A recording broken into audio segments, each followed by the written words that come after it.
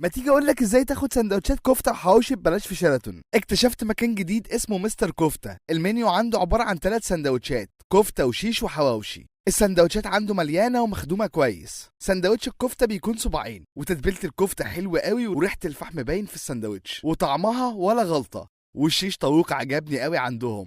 نبلع بقى بمرقه السلطه وهم بيعملوها بارده مش حاميه. ادخل بقى في الحواوشي مع شوية طحينة وتدلع، واخد تحميصة من الاطراف، وتتبيلة اللحمة حلوة، ومع المخلل الطعم كان احلى، مع شوية شيبسي بقى لزوم النعناع عشان المتعة تكمل. وحقيقة انا لازم اشكر المكان ده على اختيارهم للعيش بتاعهم، بيكمل حلاوة الاكل. تعال بقى اقولك ازاي تاخد سندوتشات ببلاش. لو اخدت بوكس السنجلة هتاخد سندوتش هدية، ولو اخدت بوكس الصحاب هتاخد 2 سندوتش هدية. اما بقى لو اخدت بوكس العيلة هتاخد 2 سندوتش هدية ومعاهم شيبسي. وسعر السندوتش في البوكس بيكون 30 جنيه بدل 40 جنيه. هما موجودين في شيراتون في شارع أنقرة قدام بنك مصر على طول. وما تنساش بقى